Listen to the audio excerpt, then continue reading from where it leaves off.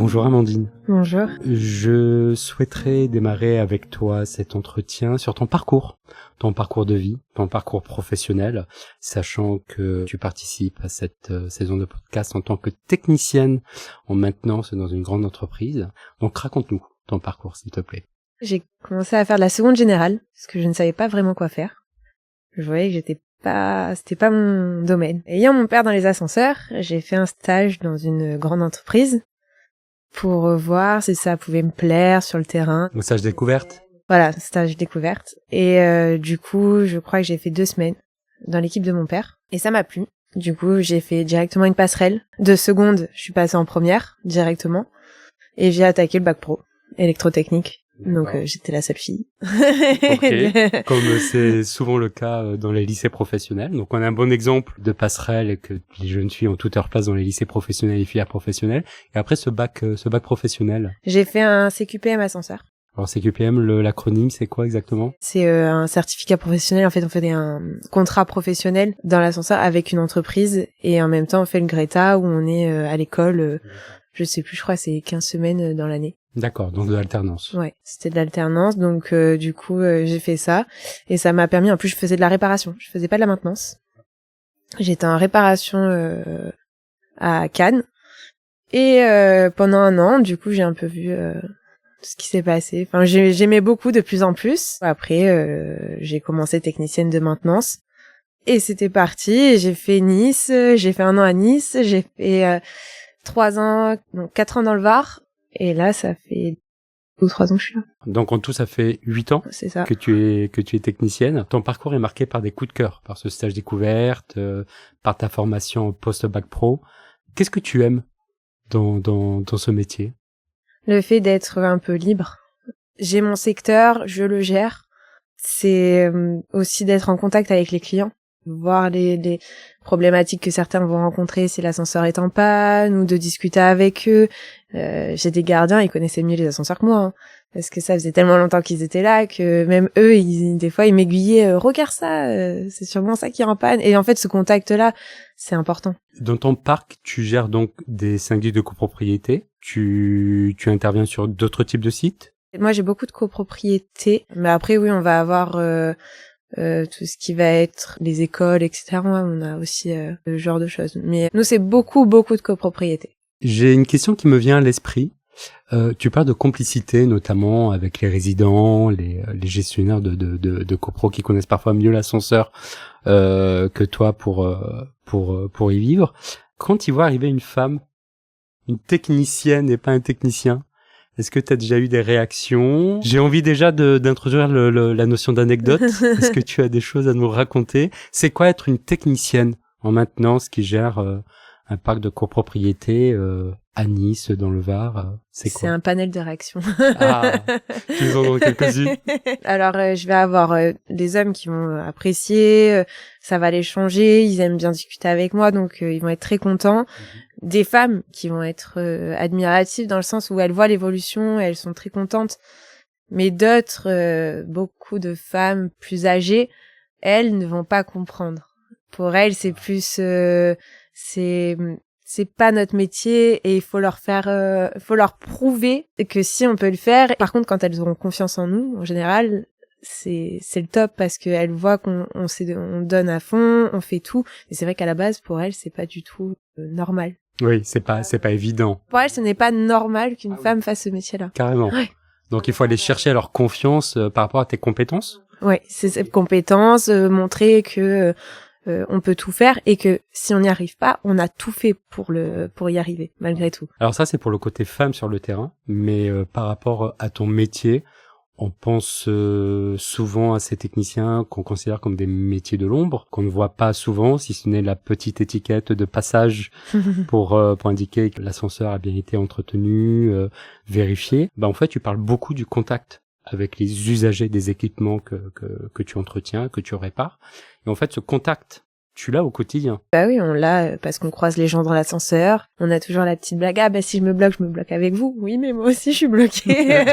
C'est des petits trucs. Oui, on est obligé d'être au contact des gens. L'ascenseur, il est pris, tout le monde le prend. Est-ce que tu dirais que cette approche à la fois technique et cette notion de proximité avec les usagers te donne l'impression d'être toujours plus utile par rapport à la société? Oui, forcément, parce que quand on va avoir des personnes handicapées qui attendent qu'on arrive, pour justement qu'elles puissent aller faire leur vie, sortir ou même rentrer chez eux tout simplement, ben c'est important, c'est des choses importantes et c'est là où on se sent important. Sortir des gens quand ils sont bloqués, souvent au début ils ont un peu de colère, mais souvent après la colère vient les remerciements, donc c'est quand même quelque chose de faire ça. Ouais, il y a quand même du relationnel. Voilà. Il y a effectivement une approche autonomie que tu apprécies énormément dans ton métier. Moi, je voudrais revenir sur un souvenir puisque tu me parlais de ton papa qui était dans l'ascenseur et avant de découvrir le secteur à travers ton stage de découverte, tu le voyais comment en fait le métier de ton papa?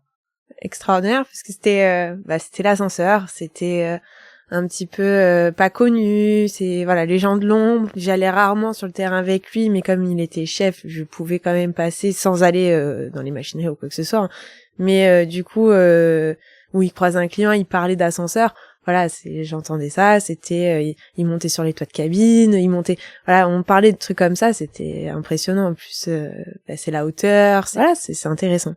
Ouais, un petit côté super-héros du quotidien. Ouais, c'est ça, un petit peu, ouais. Ça se voit dans tes yeux, la fierté pour le papa et pour le métier. Et justement, par rapport à la fierté du métier, en fait, c'est quoi un technicien qui va maintenir, qui va réparer un ascenseur? Parce que on voit un ascenseur, c'est ton quotidien depuis 8 ans. Comment tu pourrais définir ton métier? C'est quoi exactement? C'est de faire en sorte que les usagers soient en sécurité. C'est surtout la sécurité. On a les essais, on doit respecter la loi par rapport aux essais périodiques, etc. Et c'est faire en sorte que l'usager, quand on dit stop, qu'on met un ascenseur hors service, c'est pas un plaisir. C'est vraiment, on le fait parce qu'on n'a pas le choix. On fait tout pour la sécurité des gens, pour pas qu'il y ait d'accidents. Et c'est ça qui est bien aussi. Moi, je me couche, je suis tranquille parce que les gens sont en sécurité, parce qu'ils vont pouvoir prendre leur ascenseur. Et quand j'en mets un à l'arrêt, je fais au maximum pour que ce soit remis en service. Je voudrais qu'on revienne sur tes premiers pas. Est-ce que tu as des souvenirs de tes premiers pas dans le métier, mais après tes formations, vraiment? Comment ça s'est passé? Comment tu as été accompagné avec ton équipe, avec ton entreprise à l'époque? Est-ce que ça s'est bien passé? Est-ce qu'il y avait des appréhensions? Et la seconde moitié de la question après, c'est tes premiers pas en tant que femme dans le métier. Quand j'ai commencé, c'était très dur. J'ai dû me battre. J'ai dû faire en sorte de m'en sortir parce qu'en fait, j'ai eu un an où je n'ai pas travaillé dans l'ascenseur, un peu plus d'1 an. Donc, ayant fait de la réparation avant, j'ai été embauchée en maintenance. Donc la maintenance, il y a des essais que je ne savais pas faire. Il fallait que je reparte à zéro en fait. Et c'était pas facile, étant fille de chef et en plus une femme qui arrive toute jeune. J'avais 21-22 ans.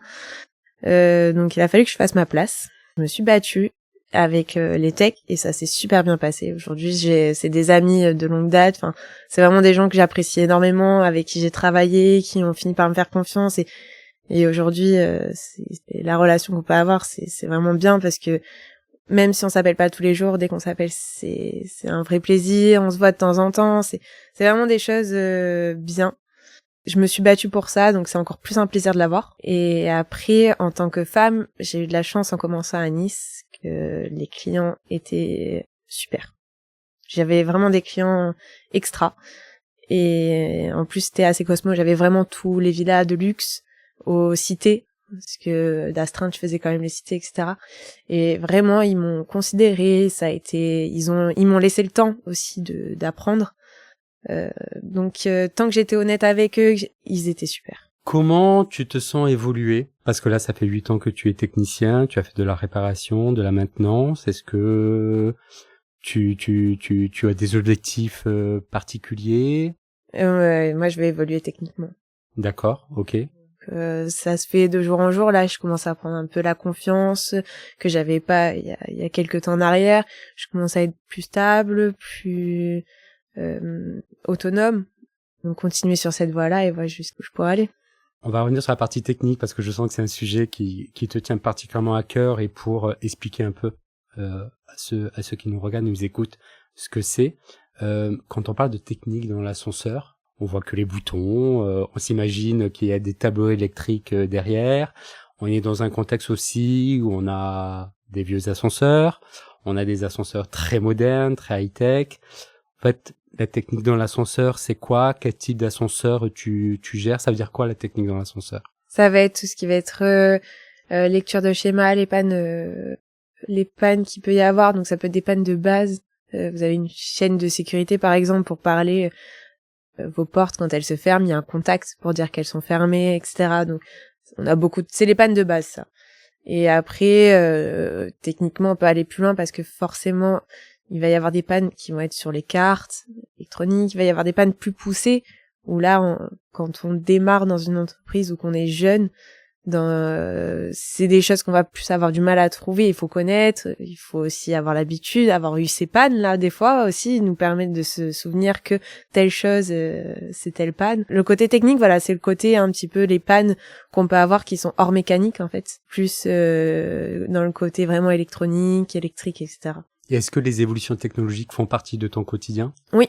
C'est quelque chose qui fait partie en fait, qui accompagne ton évolution de carrière en fait. C'est ça. Tu grandis au fur et à mesure des évolutions technologiques, des équipements que tu gères. Ben moi je vais avoir des facilités sur les appareils plus récents. Bien sûr. Parce que on se servir d'un ordi, on sait tous un peu programmer, un peu. Ouais. C'est dans notre quotidien aujourd'hui. Et par contre sur des anciens appareils, c'est vrai que je vais demander à mes collègues plus de l'aide parce que je vais pas connaître forcément encore. Ouais.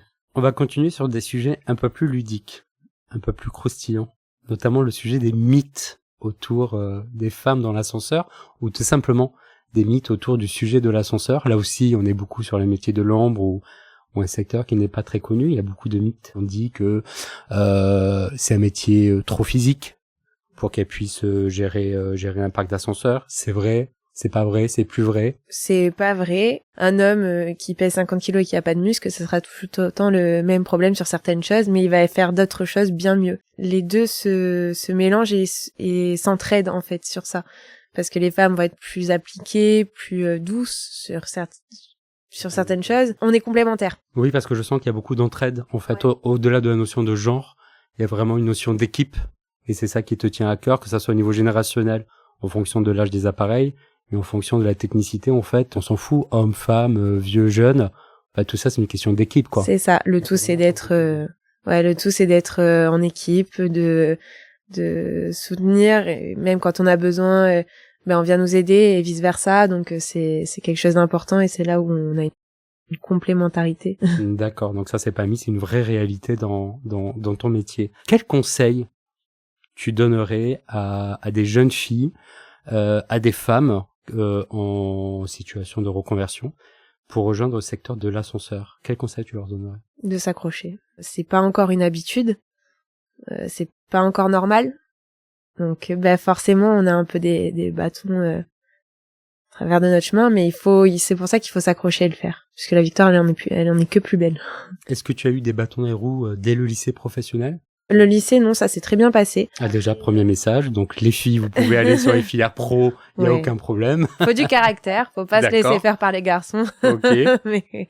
mais non, ça s'est très bien passé. Oui, c'est pas facile d'être une femme, il y a toujours des clients qui ne veulent pas de femmes, il y a toujours des personnes qui vont avoir à gérer des techniciennes qui sont pas habituées à ça, donc ils ne savent pas comment parler, ça les met extrêmement mal à l'aise. C'est pour ça qu'il faut s'accrocher et c'est un petit combat, mais je pense que c'est en train d'évoluer et de changer.